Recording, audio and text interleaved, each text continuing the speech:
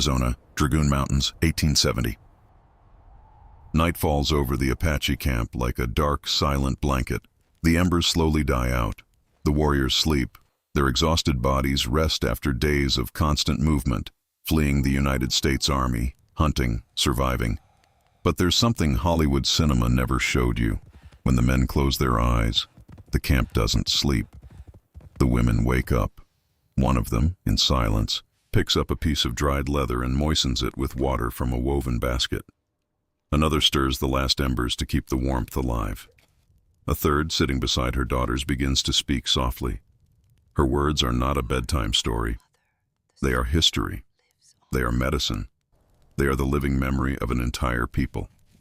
While the Apache warriors went down in history for their battles, the Apache women built, preserved, and sustained the entire civilization. And they did it at night, in silence, without anyone writing it down, until today. To understand what Apache women did at night, you first need to understand how their society worked. The Apache were not a single people. They were a confederation of bands: the Chiricahua, the Mescalero, the Western Apache, the Jicarilla. Each group had its own customs, but they all shared something fundamental. The Apache family was matrilocal. That means something very specific. When a man married, he was the one who went to live with his wife's family, not the other way around. Anthropologist Morris Opler, who spent years studying the Chiricahua Apache in the 1930s and published his masterwork, An Apache Lifeway, in 1941, documented exactly this. One of the Apache informants told him directly, "We do this because a woman is worth more than a man." The family economy depended on the women, not because the men didn't work. The warriors hunted, tracked, fought, but the permanent core of the camp, the structure that made nomadic life possible, was built and maintained by them. And in the 19th century, with the United States Army advancing from the north and the Mexican Army pressing from the south, that camp had to survive. Every night was a survival equation. And the women were the ones who solved that equation. The first responsibility of an Apache woman upon arriving at a new camp wasn't cooking, it was building the house. The wickiup, as it was recorded in U.S. military documents, was a circular structure made of willow or oak poles, curved inward and tied at the top with yucca fibers. The walls were covered with grass, branches, or animal hides, depending on the season. In summer, the structure was more open. In winter, it was completely sealed with hides to retain heat. The interior floor was excavated between 45 and 60 centimeters deep. That wasn't accidental. The depression trapped body heat and created a stable microclimate inside the shelter. A skilled Apache woman could build a complete wickiup in less than 2 hours. Anthropologist Morris Opler recorded in 1941 the direct testimony of Chiricahua informants. The woman not only manufactures the furnishings of the home, but is responsible for the construction, maintenance, and repair of the dwelling itself. When the camp moved, and the Chiricahua could move dozens of times a year to avoid the army or follow the cycles of hunting and gathering, it was the woman who dismantled the wickiup, carried the poles, and rebuilt it at the new location. The men had already departed as an advance party. The women arrived and created the camp from scratch. At night, while the warriors slept, some women did the work they hadn't been able to complete during the day. They repaired the wickiup walls. They replaced the grass stuffing of the sleeping cots. Opler documents that these cots were regularly renewed when the material dried out too much. They waterproofed the coverings with tar or pine resin when rain was coming. It wasn't decoration. It was survival engineering. But building the camp was only the beginning. What Apache women did with the plants of this desert during the nighttime hours completely changes what you thought you knew about how this people survived decades of war. And it has to do with a plant that gave its name to one of the most powerful groups in the entire region. The Spanish explorers of the 17th century didn't choose the name Mescalero Apache at random. They chose it because they observed something they didn't fully understand. Groups of women who mastered a food processing technology so sophisticated that the plant itself, the agave or mezcal, became synonymous with the entire people. Mezcal wasn't just food. It was the food reserve bank that made war, migration, and survival possible in the Chihuahuan Desert and the mountains of Arizona.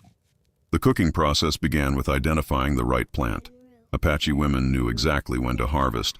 Before the agave sent up its flower stalk, Zelda Yaza, a Mescalero traditional medicine practitioner whose testimony was recorded by Marfa Public Radio in 2015, explained, "Mescal is the main food source of our people. We use it in every meal." The preparation process was complex. The women dug a pit about 4 meters long, 2 meters wide, and 2 meters deep. They lined it with flat stones. They built a fire over the stones to heat them. Then the agave hearts, the white bulb that remained after cutting away leaves, stalk, and roots, were placed on the hot stones, covered with damp grass and layers of earth. And there they cooked for 4 days. Research from New Mexico State University demonstrated that dried mescal contains 85% soluble carbohydrates, proportional in nutritional value to oats. And it could be stored for months or even years without spoiling. But here's the detail no one mentions. An Apache woman couldn't simply know where the agave plants were. She had to memorize the cycles of every mescal patch within a radius of dozens of kilometers around the usual campsites. She knew which plants were ready this year, which ones next year. She knew which hills produced the sweetest species. Morris Opler recorded from Chiricahua informants that the women also knew the medicinal properties of cacti like the prickly pear, applied to treat burns like aloe vera, and of plants like sage, burned for purification, and dozens of other herbs.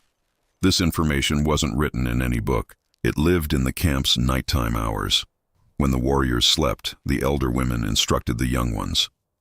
Sitting beside the dying fire, they whispered the names of the plants, their seasons, their powers. The knowledge that kept the Apache people alive was transmitted at night, in hushed tones, from woman to woman. Apache women didn't have ceramics. That wasn't a limitation. It was a design decision perfectly adapted to nomadic life. You can't carry clay pots when the U.S. Army can attack your camp at any moment. You can't carry heavy vessels when the camp moves perhaps 40 times in a year. Instead, Apache women developed one of the most sophisticated basketry traditions on the continent. The burden baskets, as they were called in military and ethnographic records, were woven from willow or sumac shoots using a double braiding technique.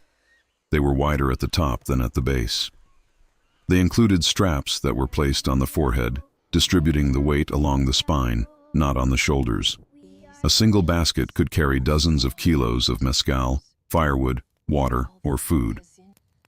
The American Indian Film Gallery at the University of Southern California documents that Apache baskets also had tin jingles sewn into the base. There are 2 theories about why. To scare away snakes while the women gathered in the field, or to warn the in-laws of the woman's presence. Because in Apache culture, a man and his mother-in-law were required to avoid meeting face to face. A high-quality basket, of the type called coiled willow, over a 3-rod foundation, could take up to 6 months to complete. 6 months of nighttime work, of hours stolen from the darkness. The weavers used whitish willow shoots, brick red yucca roots, and a plant called devil's claw, which produced the dark geometric patterns. To separate the fibers of the devil's claw, the women passed them between their teeth. Over time, this work left visible grooves in their teeth. Years later, when archaeologists and anthropologists examined 19th century Apache remains, they could identify the weavers simply by the wear pattern on their teeth. The nighttime weaving wasn't just production, it was symbolic communication. The geometric patterns on Chiricahua and Mescalero baskets encoded elements of the Apache cosmos: sacred mountains, serpents, figures of white-painted women, the female deity who, according to Apache cosmology, created the puberty rituals and gave rise to women's ceremonies. H. Henrietta Stockel, a researcher who spent more than a decade with Chiricahua women and published Chiricahua Apache Women and Children in 2000, documented that the women were the custodians of this symbology. Chiricahua women served as guardians of a heritage that is today in danger. But hold on to what you just heard about the baskets and nighttime weaving, because there is a dimension of Apache nighttime camp life that goes far beyond the domestic, a function that very few historians ever mentioned. And that explains why some Apache women came to be described by the war chiefs themselves as braver than any man in the tribe. In the Apache camp at night, there was a woman who never slept, not because she didn't want to, but because it was her duty. The Night Sentinel. U.S. military records from the 19th century repeatedly document something that baffled Army officers. Apache camps seemed impossible to surprise, even in total darkness, even when the Army approached in absolute silence. The reason was simple. The camps were never truly asleep. The Apache surveillance system was rotational.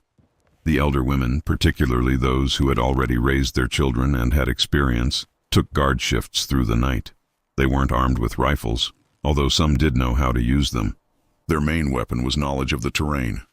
They knew every normal sound of the Arizona desert at night.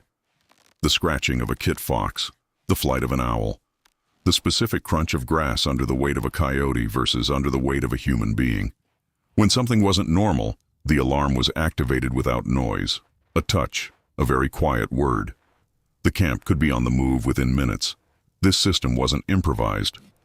It was integrated into the structure of each Gotha, the extended family unit that formed the basic unit of Apache society.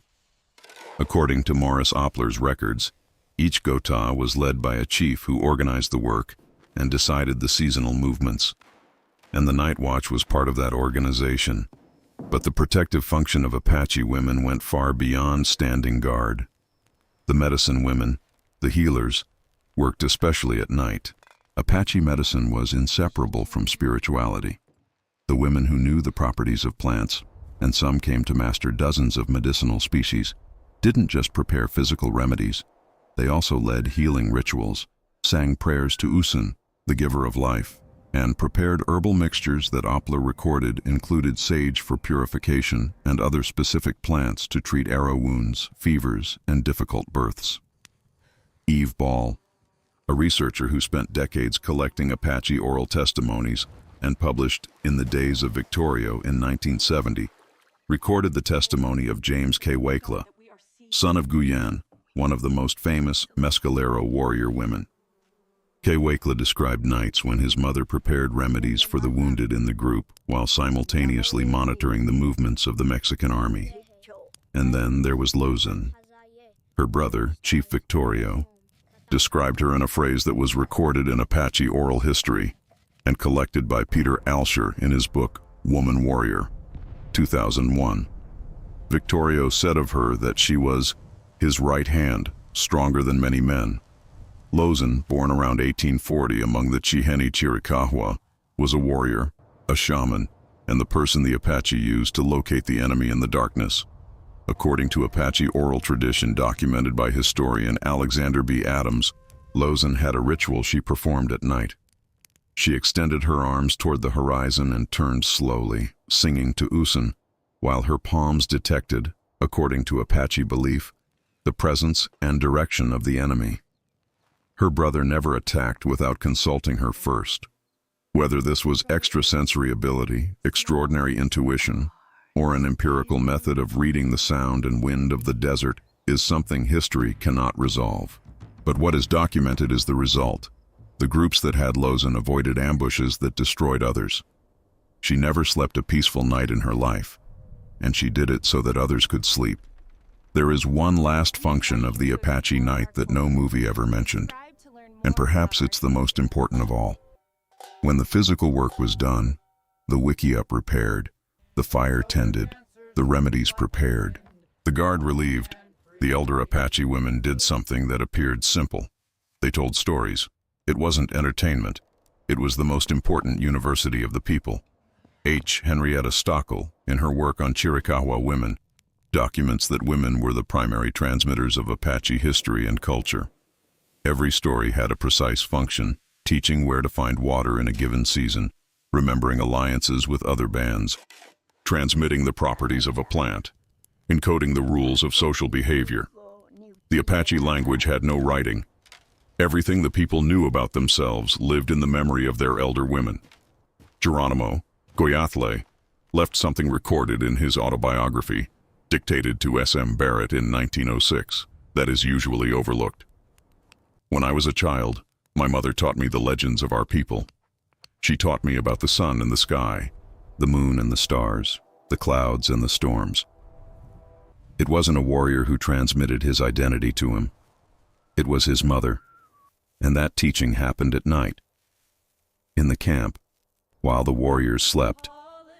Stockel also documents something that became tragic in 1886, when the U.S. government imprisoned the Chiricahua Apache, first in Florida, then in Oklahoma. One of the first consequences was the interruption of the female puberty ceremonies and the nighttime gatherings of cultural transmission.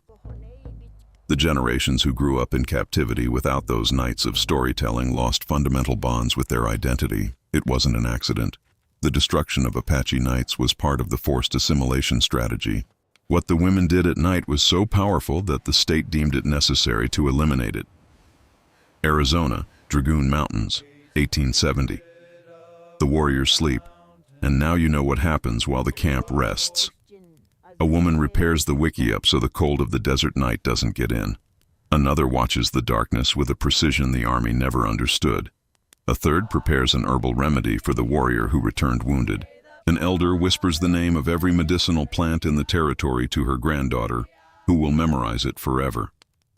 The Apache people survived decades of war against two armies because they had something no military manual described: an invisible nighttime infrastructure, sustained by women who worked in silence when the darkness gave them permission to do so. Morris Opler documented it. Eve Ball heard it from the survivors themselves.